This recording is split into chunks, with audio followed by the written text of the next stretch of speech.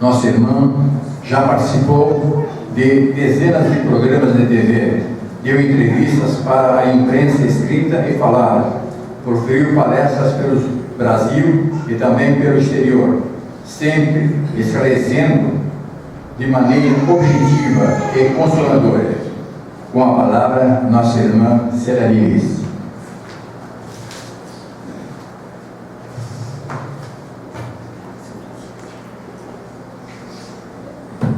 Queridos irmãos, pais e filhos, que a paz do nosso Senhor Jesus Cristo esteja em nossos corações. É uma alegria muito grande conhecer esse recanto de luz, fazer novos amigos, rever velhos amigos tão queridos do meu coração. É muito bom estar aqui com vocês. Jesus é o modelo e guia da humanidade, conforme nos esclarece o Livro dos Espíritos na questão 625. Aprendemos que estamos aqui na Terra para caminhar sob a égide deste exemplo, que é Jesus. Mas quando nós olhamos para nós e conhecemos um pouco de Jesus, a gente vê o quão longe estamos de conseguir nos igualar ao Cristo. Tarefa praticamente impossível. É uma tarefa para milênios. Mas nós finalmente vamos atingir a perfeição a qual estamos destinados desde o momento da nossa criação. Então a gente olha Jesus e fala: puxa, é muito difícil seguir o Mestre. E o próprio Mestre, sabendo disso, a cada século, desde que ele veio à Terra, a cada século e em cada localidade, veio à Terra um grande missionário. Um grande missionário mostrando que é possível buscar essa perfeição, que é possível seguir o Evangelho de Jesus. Em todas as épocas da humanidade, grandes missionários já passaram por aqui, refrescando a mensagem do Mestre em nossas memórias. Tive a bênção e a honra de conviver com um deles. Chico Xavier nasceu na minha cidade. Aliás, eu nasci na cidade dele. Ele nasceu em Pedro Leopoldo, uma cidadezinha, hoje com 58 mil habitantes, ao norte de Belo Horizonte. É uma cidade conhecida por alguns dos amigos que estão aqui, mas particularmente conhecida pelo diretor doutrinário dessa casa, o Kleber, que foi gerente do Banco Crédito Real em Pedro Leopoldo na década de 90, não é, Kleber? E sabia das contas de todo mundo lá da cidade. E o Chico viveu em Pedro Leopoldo mais da metade da sua vida. E é com muito bairrismo que eu gosto de dizer isso. Chico Xavier viveu 49 anos em Pedro Leopoldo e 43 anos em Uberaba. Porque é tão estranho como que as pessoas desconhecem a história do Chico. Numa dessas cidades que estive aqui pelo interior de São Paulo essa semana, estava lá no quadro anunciada a nossa presença. Dia 3 de maio, Célia Diniz, entre parênteses, Uberaba. Então eu falei: olha, me promoveram a uberabense. Porque falaram, é uma moça que veio da terra de Chico Xavier. E para a grande maioria, a terra de Chico Xavier é Uberaba. E não deixa de ser. Como ele adotou a cidade pelo coração. Mas eu tive a bênção então de conviver com Chico Xavier. O meu pai trabalhava na Fazenda Modelo e foi colega de serviço do Chico durante 30 anos. A Fazenda Modelo é um órgão do Ministério da Agricultura. Então, durante 30 anos, aquele convívio, e depois eu nunca me esqueci Eu nunca me esqueci daquela figura meiga e carinhosa que aparecia de vez em quando pela nossa casa, lá na fazenda, e que a gente encontrava pelas veredas enquanto brincávamos aos arredores do escritório dele. Então, o primeiro fato que eu me lembro foi no princípio da década de 50. O Chico passa pelo meu pai na fazenda e diz: bom dia, Lico. E em seguida: bom dia, seu João. E meu pai assusta, porque não tinha ninguém ao lado dele. A vidência do Chico era tão extraordinária que às vezes ele confundia se ele estava vendo um espírito desencarnado ou um espírito encarnado. Então meu pai se assusta e o Chico diz: olha, meu filho, o seu sogro, o seu João, está tão visível aí do seu lado, eu não sabia que ele havia desencarnado. E meu pai diz: e nem nós. Ah, então é isso. É isso que o seu sogro veio dizer, que ele já desencarnou. O meu pai vai procurar o meu sogro, o meu avô, e o encontra sepultado na região de Uberaba há 3 meses. Então a primeira lição que eu aprendo com esta história é que quando nós partimos desta terra, e sempre essa partida pode ser intempestiva, pode ser súbita, e nós não estamos esperando que isso aconteça, deixamos pendências para trás. E essas pendências nos atrapalham de seguir em frente, de seguir para o mundo espiritual. E ficamos presos aqui à terra por conta das pendências que deixamos. O Chico Xavier dizia que se nós tivermos uma bicicleta velha, que a gente queira que fique com determinado familiar, que nós deveríamos organizar o nosso testamento, porque é um problema a menos.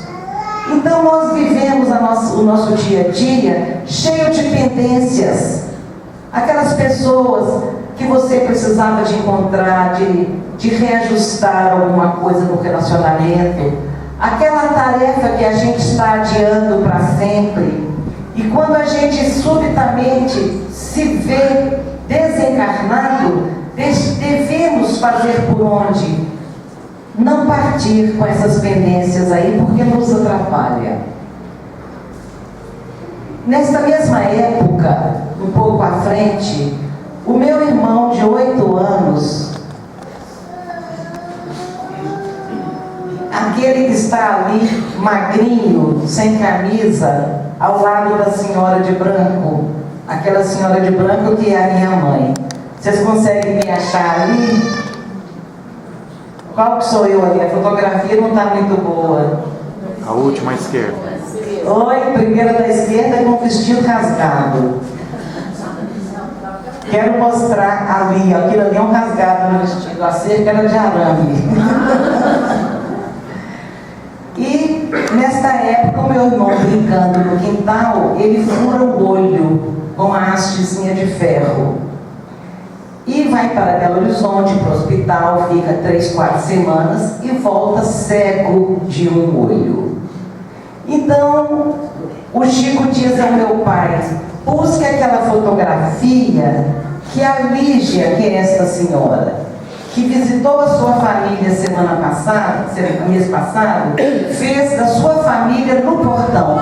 Como vocês podem ver, o Chico não está na foto, o Chico não estava nesse momento. Mas ele diz: busque aquela fotografia que a Lígia fez da sua família no portão. E quando a fotografia chega, o Chico mostra: no olho do meu irmão tinha a marca da cicatriz esbranquiçada que ficou do acidente. E o acidente não tinha acontecido ainda, mas na fotografia já apareceu ali o planejamento reencarnatório. Então o Chico usava este fenômeno aparentemente inexplicável para nos ensinar que nada acontece ao acaso e que aquela cegueira parcial do meu irmão seguia um planejamento reencarnatório, que não foi por acaso que aquela finca, aquela haste feriu o seu olho. E então, a explicação para este fato é que, quando o meu irmão planejava as experiências necessárias para esta encarnação, antes de renascer, que meu irmão pedia a cegueira, com certeza para desenvolver a visão interior, com certeza para saber para onde olhar, ele pede a prova da cegueira.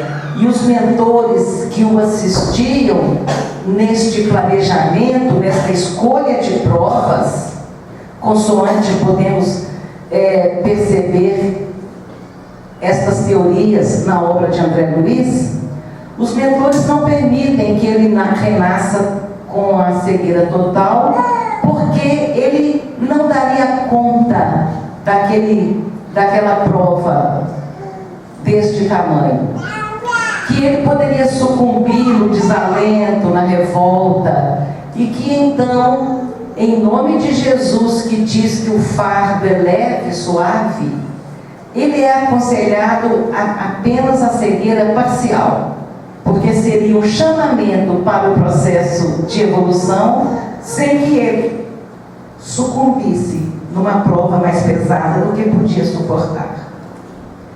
Deste ensinamento, ao longo das décadas, a gente vai percebendo que ninguém neste planeta está com uma prova mais pesada do que pode suportar. Ninguém. E qualquer que seja a situação que nos acolher, qualquer que seja a dificuldade que a vida nos apresentar, nós podemos pensar: dou conta, vou vencer essa provação ou vou conseguir suportá-la, conservando a minha fé em Deus, a minha esperança, o meu otimismo, porque nos nossos ombros jamais estariam fardos mais pesados do que podemos suportar. Então, cada cristão, cada espírita que conhece a lei de ação e reação, cada espírita que conhece a importância da escolha das provas, não deve esquecer desses fundamentos, para não desesperar, para não cair no desalento. Afinal, nós somos adeptos de uma doutrina que se chama Consoladora. É o Cristo Consolador. E se nós não estivermos consolados, alguma coisa está errada na nossa compreensão com essa doutrina. E estar consolado significa enfrentar as dificuldades com a garantia de um cristão, tendo a certeza de que as provas são necessárias, mas são apenas do tamanho que podemos suportar. E fazer isso sem perder a confiança em Deus, sem perder a fé no futuro. Chico Xavier escreveu isso no livro ditado por Meimei. Ele dizia: de todos os infelizes, os mais infortunados são aqueles que perderam a confiança em Deus, a fé no futuro e tiveram que prosseguir vivendo. Esse é o grande problema da humanidade. E nós, que compreendemos o porquê do sofrimento, nós conseguimos ver Deus através das nossas lágrimas. Porque muitos irmãos de outras expressões religiosas não conseguem ver Deus no sofrimento e na dor.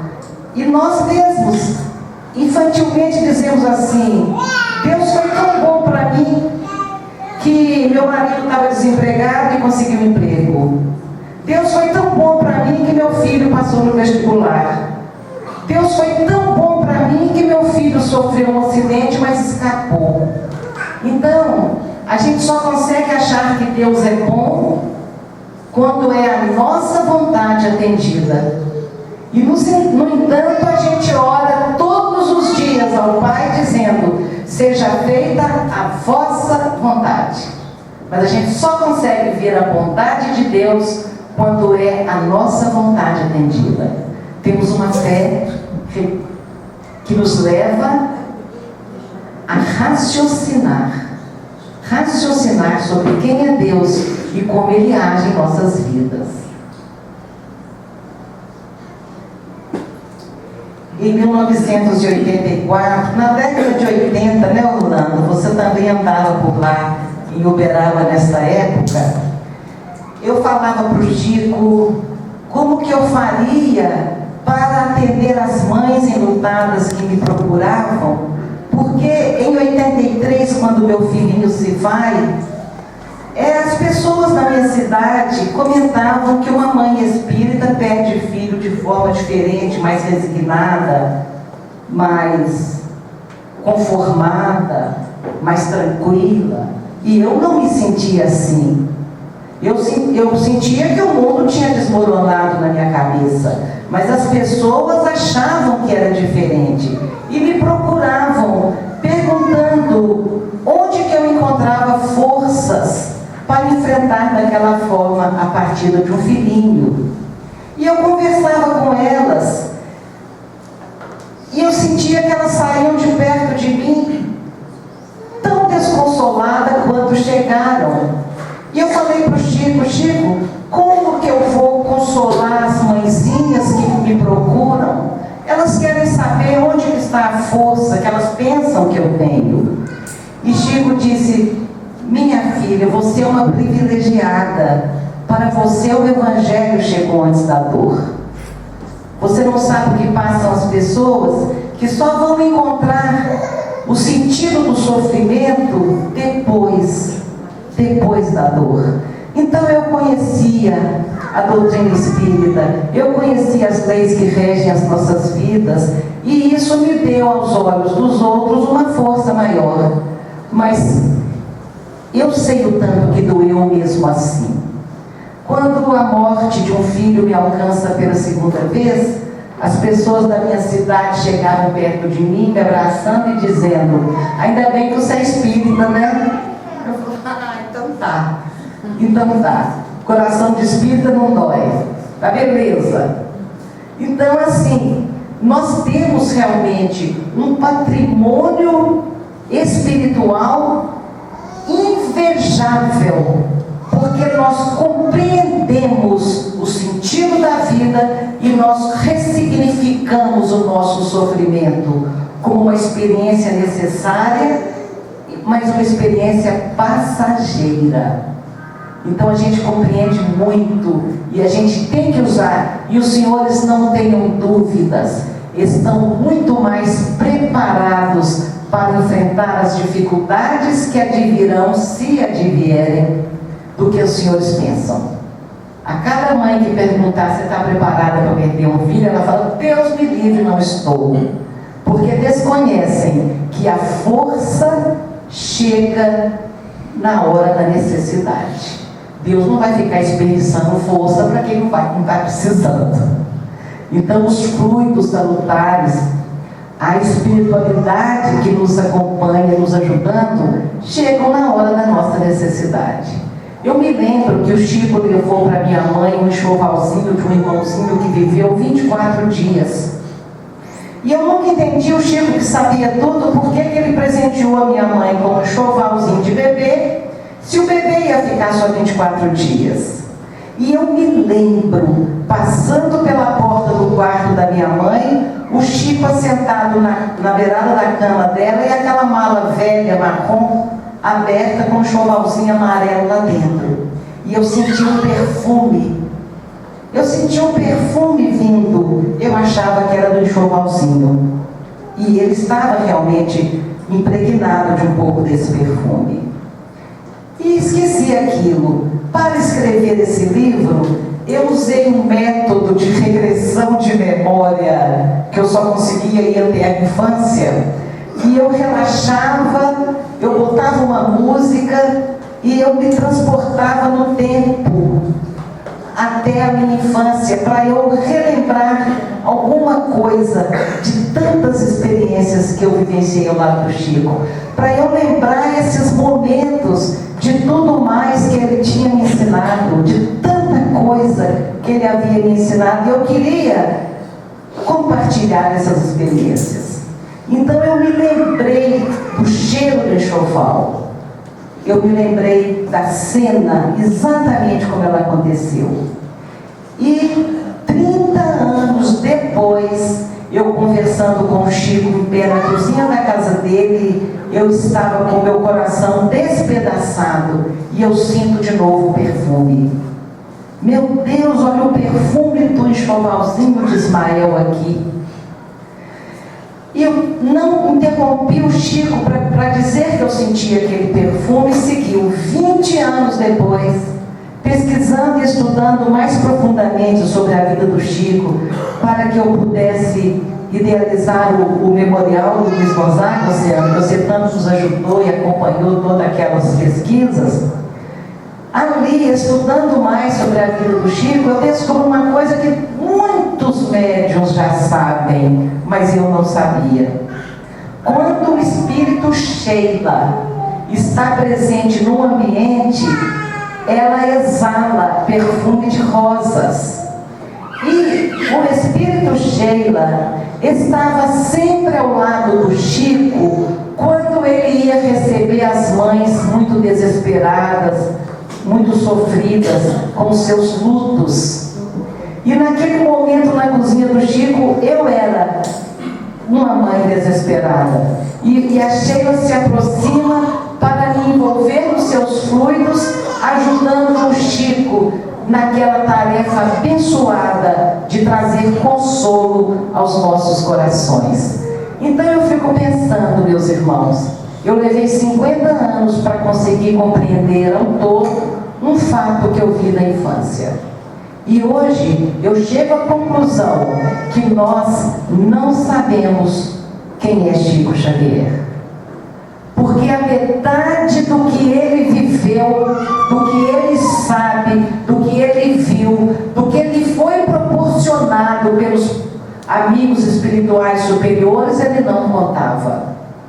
Então a gente não sabe quem foi essa alma tão iluminada, mas sabemos dele o suficiente para usá-lo como exemplo. Quando nós dizíamos que a cada século desce na Terra um missionário em determinadas regiões, o Chico vem exatamente como este exemplo mais próximos de nós do que Jesus. E quando a gente vê a vivência evangélica dele, ele se torna o caminho para Jesus. É o exemplo mais próximo, mais concreto, mais palpável. Meu pai, aos 66 anos, construía casinhas para as famílias assistidas do Luiz Gonzaga. Já estava aposentado e na 13ª casa, ele, ao atravessar a BR de bicicleta, ele é atropelado por um caminhão e 3 dias depois ele se vai. Alguns meses depois, visitando o Chico em Uberaba com a minha mãe, o Chico nos relata o momento do desencarne do nosso pai. E com esta história eu posso levar a muitos corações enlutados a certeza do reencontro com todos aqueles que nós amamos e que partiram antes de nós. Chico nos diz que o Espírito Bezerra se aproximou dele e falou: vamos a Belo Horizonte desligar o lico. Está na hora da partida. Desligar os últimos laços que prendem lico ao corpo. Eu não vou falar de perispírito, não vou falar de desencarne, porque eu tenho certeza que esse é um tema que os senhores estudam aqui nessa casa. Então o Chico se aproxima, ajuda a desligar os últimos laços. O meu pai sai do corpo e, com a vista ainda embaçada, ele olha para um lado e vê uma mocinha. E ela fala: pai, e ele fixa a vista e não reconhece de pronto. E ela diz: pai, sou eu, não está me conhecendo? Eu cresci. E ele então se abraça àquela menina. A mediunidade de Chico é tão extraordinária que o Chico nos relata o que meu pai sentia e pensava naquele momento. Meu pai abraçava a filha caçula, que há 7 anos havia partido, também atropelada por um caminhão. E meu pai dizia: minha filha, 7 anos de saudade. Olha aqui a gente, você também veio para cá atropelada por uma máquina tão pesada. A emoção é tão forte que o meu pai desmaia. E é acolhido no colo da mãezinha querida dele, que havia partido 3 meses antes. Ali ele dorme e é acordado com convite para assistir ao próprio sepultamento. Eu achei de péssimo gosto esse primeiro programa que ele teve no mundo espiritual, sabe? Achava que o convite devia ser mais leve. Estudando depois, para pôr esse fato no livro, eu descubro que acompanhar o próprio sepultamento é um fenômeno mais comum do que a gente possa imaginar. Porque esta é a primeira aula que a gente recebe no plano espiritual, que muitos recebem no plano espiritual, para perceberem a materialidade da continuidade da vida. Então fala: olha aqui o seu corpo, estragou, adoeceu, não te serve mais, olha lá o seu corpo. Agora olha você tem outro corpo igualzinho, é com esse que você vai continuar. É assim que a vida continua. Então essa é a primeira lição. E os mentores orientam meu pai a fazer uma oração e agradecer aquele corpo que não lhe servia mais, que estava estragado, mas aquele corpo que havia sido usado como uma bendita ferramenta de trabalho nesta existência. Chico Xavier me diz algum tempo depois: o seu pai manda lhe dizer, para suportar a sua dor com dignidade, que um dia você vai dizer: graças a Deus reencontrei meu filho. Eu já sabia de reencontros, mas ver o fato assim me encheu de esperanças. Mas eu sabia que para merecer eu tinha que sair dessa vida melhor do que cheguei. Esse é o objetivo de todos nós. Questão 132 do Livro dos Espíritos. Estamos aqui para crescer, para atingir a perfeição. Então, a dor faz isso com a gente. Dá essa pressa para que a gente cresça, para que a gente melhore, para que a gente consiga ir superando os próprios limites. E confesso aos senhores que este trabalho da dor em meu coração ainda não está completo, porque eu ainda não melhorei tudo o que precisava, é lógico que não, nem o que se esperava, mas eu sei que o caminho é esse.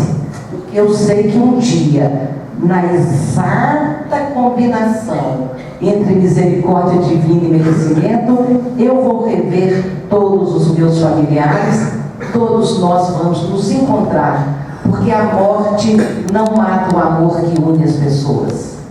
A morte é muito menor do que o amor. E no plano espiritual, os nossos amores que vieram para a Terra e partiram antes de nós, mas principalmente os nossos amores que não nos acompanharam nesta encarnação, estão nos aguardando. A minha mãe tinha uma noção tão exata de como a vida continua no outro plano, que quando meu pai se vai, ele deixa a jovem Lia com 61 anos de idade. E um dia eu chego na minha casa, na casa da minha mãe, ela estava mais triste do que eu pensei. E eu perguntei para ela a razão daquela tristeza. E ela dizia: olha, quando a gente Quando eu encontrei com seu pai a primeira vez, a gente dançava no clube das operárias da fábrica de tecido, o clube industrial. A minha mãe trabalhava na fábrica de tecido, a mesma fábrica que o Chico trabalhou dos 9 aos 12 anos de idade, a mesma fábrica que as irmãs do Chico trabalhavam, e tinha esse divertimento, um clube para as operárias da fábrica, e lá o meu pai estava levando as irmãs dele, que também trabalhavam na fábrica, e dançava com a minha mãe, e dançava com uma linda morena chamada Josefa. E minha mãe ficava enciumada, porque ela não sabia quem que meu pai queria namorar, porque naquela época, se dançasse 3 músicas com a mesma pessoa, já era compromisso sério. Então ela ficava ali pensando naquilo. O meu pai faz a escolha e casa-se com a minha mãe. E a Josefa desencarna, morre aos 21 anos de idade. E é interessante que quando a pessoa morre jovem, ela eterniza na memória a própria beleza, né? Então, voltando à sala da minha mãe, eu encontro minha mãe muito triste. 3 meses após a partida do meu pai. O que a senhora tem, mãe? Ah, estou aqui pensando, minha filha. Tem certeza que Lico está lá com Josefa? E a gente ia operar, a minha mãe não tinha coragem de pedir Chico mensagem.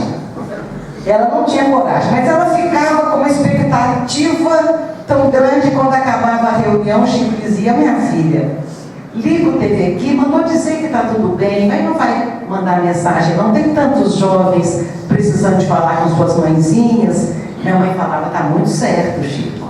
Mas daí 4 meses, nós de volta para Uberaba. Ó, minha filha, Lico teve aqui, papai, mãe, está muito certo, Chico. Da 3ª vez no carro na volta, minha mãe fala: Lico deve estar muito ocupado mesmo. Não tem nem tempo de escrever uma carta para mim.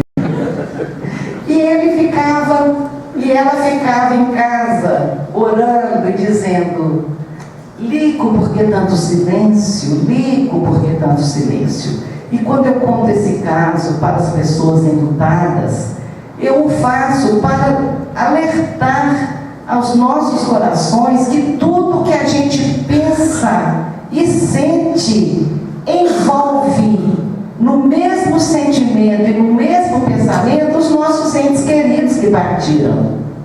Porque o meu pai captava o clamor. Por que esse silêncio? E finalmente, 2 anos depois, ele manda a mensagem e começa assim: Lia, por que tanto barulho? Tipo, só desencarnei. Ela tomou um comprimido de civalena e teve uma alergia muito grande. Vocês já conhecem esse comprimido de civalena? Pelo amor de Deus, eu conheço. Alguém mais lembra? Obrigada, gente. E ela abre o corpo em eczema, as irritações e tal, e aquele vermelhidão, aquela ardência. E como a nossa casinha era muito perto do escritório, o Chico passava ao final do expediente, aplicava passes curativos. Mas ficou uma mancha vermelha escura na testa da minha mãe, que ali na foto não aparece direito. Mas aquela mancha, ela pergunta ao Chico: ficou uma mancha, Chico, vai sair? Ele dizia: não, Lia, essa mancha vai ficar para sempre. Porque todos os dias que você se olhar no espelho, você vai lembrar que nesta existência você trocou uma lepra por trabalho. Outra lição. A minha mãe, para se reajustar com um passado equivocado, trazia a alma estragada, trazia a alma ferida, trazia a alma doente. Então ela precisava de mergulhar no corpo físico para deixar aqueles estragos, que as feridas que com certeza ela deve ter causado em alguém, impregnada no próprio corpo perispiritual. Então ela pede: eu quero renascer com a lepra, porque a doença do corpo é o remédio da alma. E ela é então orientada que ela não precisava de sofrer para conseguir o reajuste. Que também pelo trabalho, que também pelo amor, é possível queimar o karma. Então, nessa existência, quando surge toda a deformação da pele dela, não era lepra, era alergia ao remédio, e ela é curada, mas com advertência. E ela trabalhou muito. Esse retrato fica na minha sala de televisão para eu lembrar que nessa existência eu nunca vi a minha mãe assistindo televisão de dia, nem sábado e domingo. Era sempre no trabalho. Este é o meu filhinho que cai da garupa da bicicleta da babá em 1983. E esta é a cena do filme que conta parte da nossa história. As Mães de Chico Xavier, vocês assistiram? Então, aí nesse diálogo, as pessoas me perguntavam: Chico te deu essa resposta? E eu dizia: deu, e não me dava conta. Exatamente por que o Chico me deu aquela resposta? Porque um ensinamento tão grande nascia dali, que eu fui pensar nisso bem mais tarde, para escrever o livro e colocar ali o fundamento evangélico dos fatos. E então a situação era a seguinte: o meu filhinho passeava de bicicleta, monareta, com um banquinho, com a cadeirinha na frente, e a bicicleta estava com o pneu furado. A babá de 16 anos pega a bicicleta grande, coloca o meu filho na garupa e vai passear. Numa esquina, ele desce para alguma coisa, e quando vai subir de novo na garupa, a bicicleta parada, ele cai do outro lado, 2 pontinhos insignificantes na nuca, e daí em 3 dias ele parte dessa vida. A babá me dizia: eu matei seu filho, você me perdoa? Não, você não matou meu filho. Depois vinha de novo. Ela não entendia como que ela não tinha matado meu filho.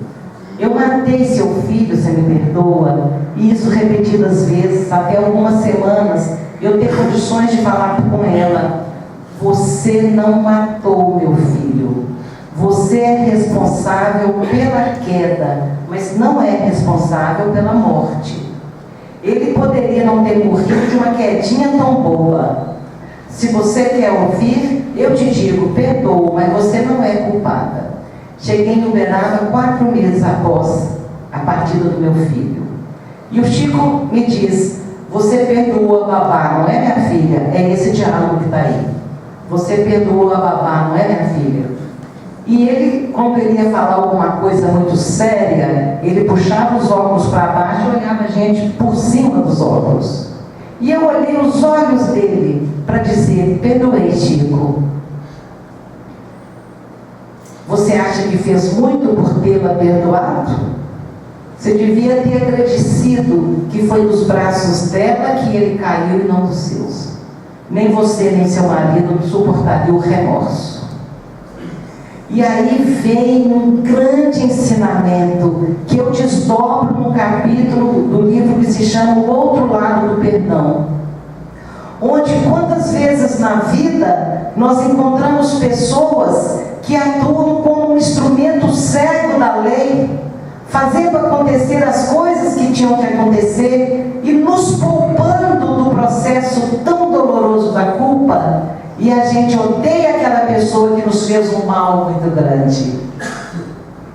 Então esse ensinamento é extraordinário. E o Chico me explica: o seu filho foi um espírito que se comprometeu através do mau uso da inteligência. E tinha a cabeça doendo, a cabeça doía, porque ele usou mal a inteligência, ele estragou o cérebro da alma. E isso doía no plano espiritual. Ele precisava de um corpo para deixar aquele estrago que ele tinha na alma. E este estrago se expressa em forma de um aneurisma que romperia naquela época de voltar para casa, naquela época de deixar o corpo aqui, deixar o problema aqui, aquele aneurisma romperia com queda ou sem queda. Então a babá entra naquela história ali, vivendo com certeza uma experiência necessária na vida dela e nos poupando da dor. E mais, o Chico relata que os meus filhos tinham o hábito de jogar todas as almofadas no chão, dar uma pilha alta e ficar pulando ali. E o meu filhinho de 2 anos e meio, 3 anos, acompanhava os 2 maiorzinhos para brincar disso. E o Chico relata que o meu pai, desencarnado há 4 anos então, ficava com as mãos protegendo a cabeça do meu filhinho para que ela não batesse no chão e ele partisse antes da hora.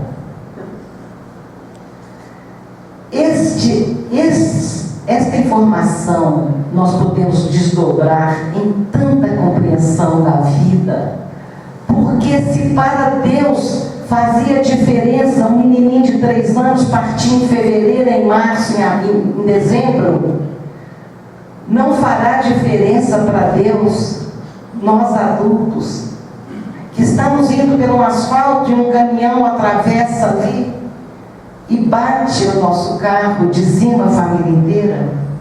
Nós que somos assaltados numa esquina e assassinados, será que é o acaso que está regendo e nós estamos indo embora antes da hora? Conseguimos pensar nisso? Não existe bala perdida. Não existe nada que atravesse na frente da nossa programação reencarnatória. É o Haroldo Dutra Dias que nos traz uma explicação simples. O ladrão está na esquina, ele vai matar alguém. Ele escolhe a esquina, ele escolhe o dia, ele escolhe a hora, ele escolhe a ferramenta, faca, pedrada, paulada, tiro. Ele escolhe tudo, mas a vítima não é ele que escolhe. Porque Deus não permite que passe por ali quem não estiver na hora de partir e partir debaixo da violência.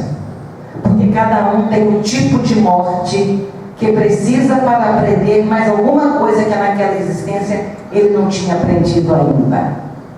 Então, o acaso não existe. A doutrina espírita é maravilhosa ao nos esclarecer que não estamos sujeitos à maldade do mundo.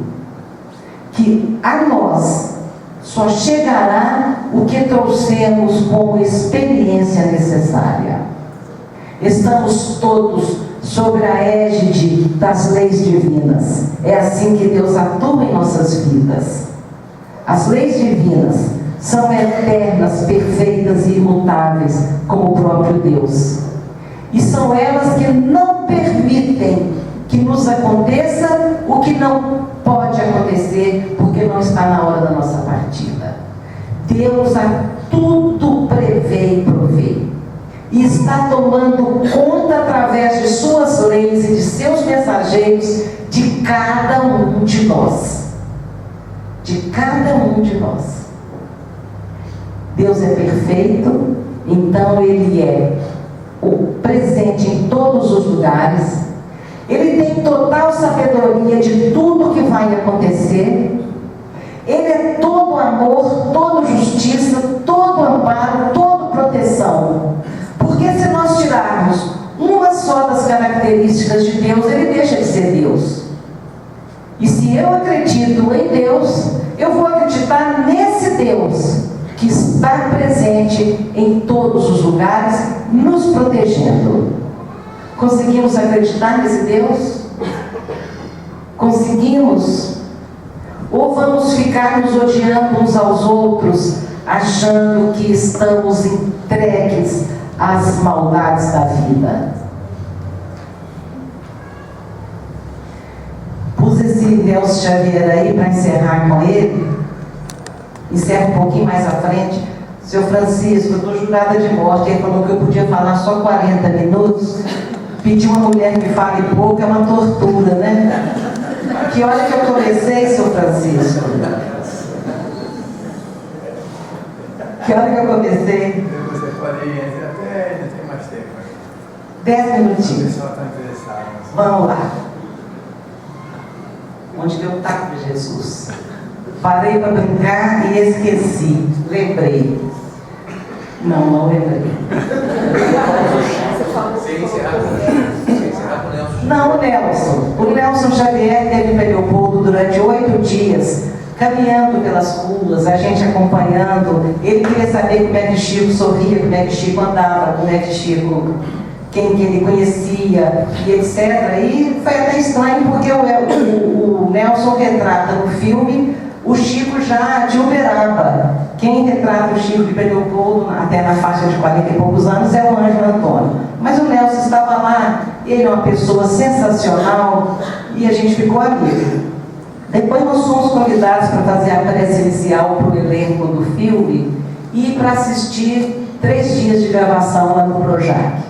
E numa clínica do Rio de Janeiro que seria desmanchada, então a primeira cena do filme foi o Nelson Xavier, caracterizado de Chico, andando entre a cama de pessoas doentes, crianças, adultos, idosos, figurantes, né? E o Nelson andando lá e aplicando passe e conversando com um, baixinho e tal, abraçando o outro. E no intervalo da gravação ele me pergunta: então, você achou bom? E eu estava meio escaldada das críticas que o Bezerra de Menezes tinha recebido, porque acharam que o ator ficou muito circunspecto, muito cara fechada, e que o espírito da elevação de um Bezerra tem a suavidade e a leveza de quem está bem, né? Então, quando eu vi o Nelson com aquela cara, eu vi, vão falar a mesma coisa desse filme. E ele me perguntou: tá bom? Eu falei: não tá não, Nelson. Você está com a cara muito fechada. Uai, mas que cara que eu ia fazer? Chico está visitando o doente, ele estava rindo, e o Nelson era muito direto, né? Falei: não, Nelson. Que cara que ele fazia? Eu falei: no rosto do Chico, sempre a alegria de quem estava servindo. A alegria de servir é o semblante. Ele falou: não sei fazer isso não. Eu falei: nem nós sabemos servir com alegria. Então, imitar o Chico Xavier é uma coisa, é um desafio para muito tempo. Em 2006, de novo, eu me vi na porta de um CTI, rogando a Deus pela vida de um filho, pela vida física de um filho. E eu arrogantemente orava, porque nós somos tão arrogantes às vezes, que nós não percebemos o grau de orgulho que a gente coloca, mesmo no momento de maior dor. E eu dizia: meu Deus, eu sei que seja feita a vossa vontade. Mas eu acho que dessa vez, nossa vontade vai empatar.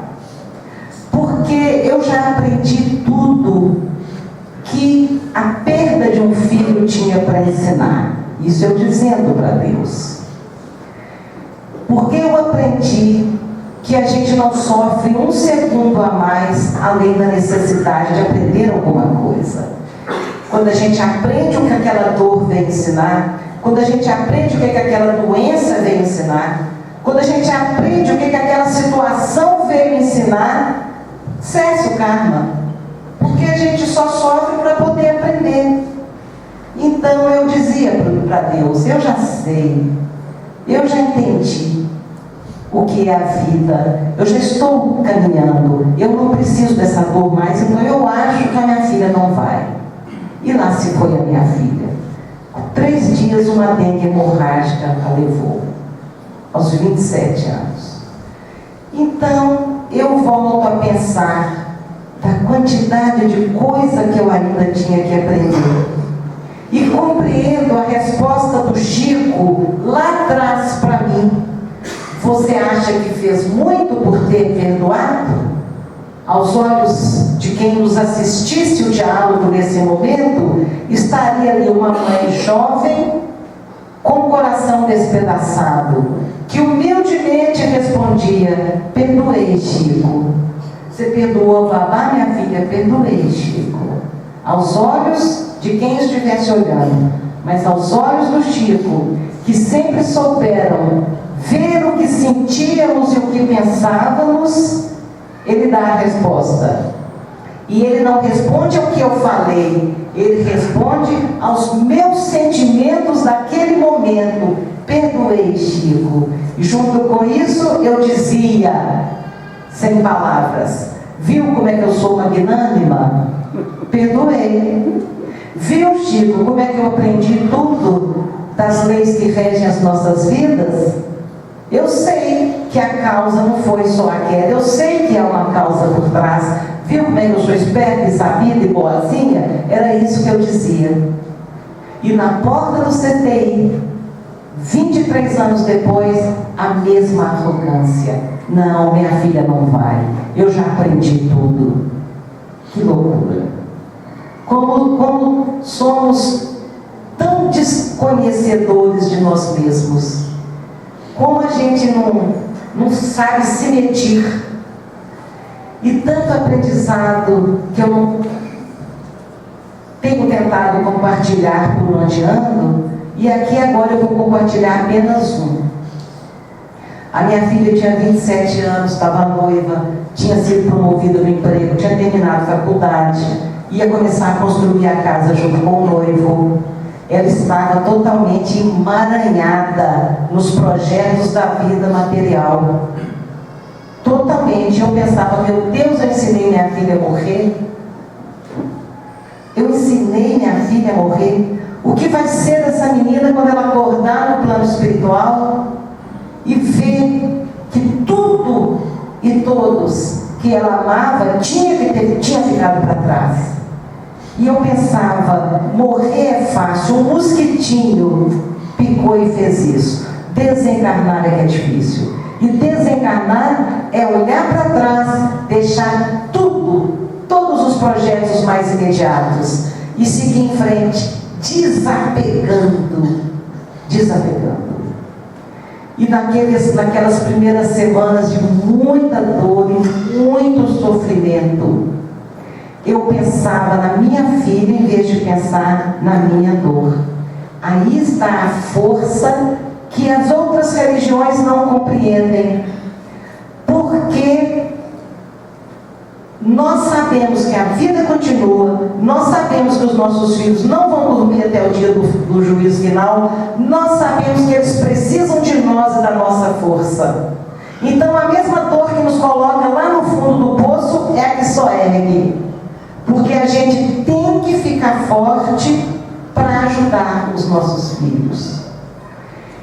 E então eu tinha que buscar forças dentro de mim, porque quando o filho está sofrendo, está com problema, para qual colo que ele vai?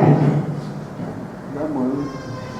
Dos pais, de um modo geral, né? Quando eles estão sofrendo. E quando a minha filha acordasse e sofresse, até se readaptar, porque na verdade ela estava voltando para casa, ela ia me procurar.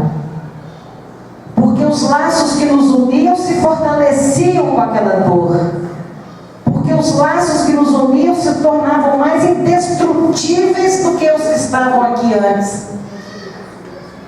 E então, no meu coração, ela não poderia encontrar em nenhum momento lamento. Que pena, filhinha, que você se foi.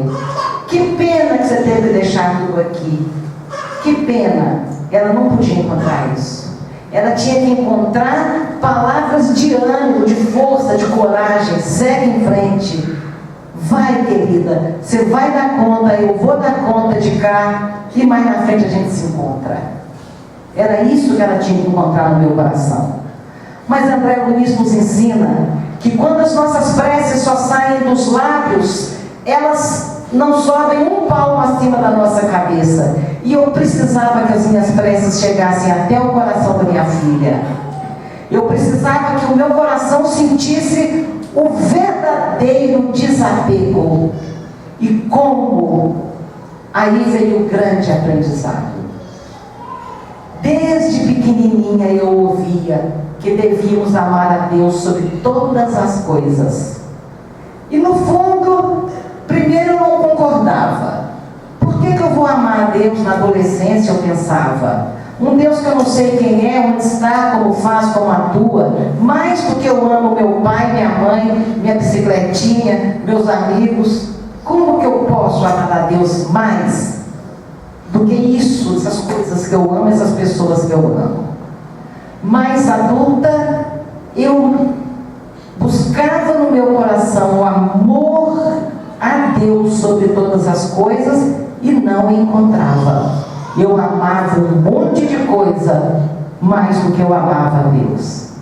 E quando a minha filha se vai, para que eu tivesse o desprendimento total do meu coração, eu descobri, só amando a Deus acima de todas as coisas, só tendo por Deus um amor maior do que eu tinha por ela, é que eu conseguiria entregá-la para Ele, ao verdadeiro Pai. Porque amar um filho que chega é muito fácil. O verdadeiro amor a gente aprende quando tem que entregar de volta. Porque na verdade, não somos pais. Somos genitores. Temos os gens. O verdadeiro Pai é o nosso que está no céu. E nós temos uma dificuldade enorme em ver Deus como Pai. E uma dificuldade maior ainda de receber as bênçãos que Ele nos envia a todo momento, como Pai amoroso que é. Nós não conseguimos desfrutar a maravilha que é ser filho de Deus. Porque nós raciocinamos assim: se Deus é meu pai, Ele é pai dele, dela, então nós somos todos irmãos. E como a gente não consegue viver como irmão, a gente não consegue usufruir a maravilha que é ter esse pai que nós temos. É o nosso aprendizado. É o que nós temos tentado aqui. Amar o próximo como a nós mesmos. As pessoas que se aproximam de mim querem ler o Evangelho em minhas atitudes. Escreveu Chico Xavier para o grande amigo Joaquim. E eu fico olhando e deixo como reflexão para todos nós. Nós espíritas temos que cumprir a segunda parte da questão 132 de O Livro dos Espíritos. Por que encarnamos? Por que a necessidade da encarnação? Para atingir a perfeição e fazer a nossa parte na obra da criação. E nós, trabalhadores da última hora, que muito recebemos desta doutrina, nos explicando os mecanismos da vida, nós temos que dar esse testemunho. Nós temos que trabalhar na seara do Mestre, construindo um mundo melhor, porque é assim que a gente vai dar a nossa parcela na obra da criação. E trabalhar na seara do Mestre não é só aqueles momentos que você já aposentou ou que você sai de casa para ir fazer uma sopa, uma costura, uma assistência, um grupo de estudo na casa espírita, as atividades doutrinárias. Trabalhar na seara do Mestre não é só isso, não. É colocar Jesus em nossas vidas em todos os momentos, na nossa vida familiar, na nossa vida social, na nossa vida profissional. Nós temos que colocar Jesus como modelo e guia. E temos que agir como discípulos de Jesus. E dar o nosso testemunho. E fazer a diferença. Nós somos espíritas, mas não somos proselitistas de sair arrecadando as pessoas para ir para dentro da casa espírita. Mas nós temos que fazer a diferença e dar o nosso testemunho de espírita a ponto do nosso comportamento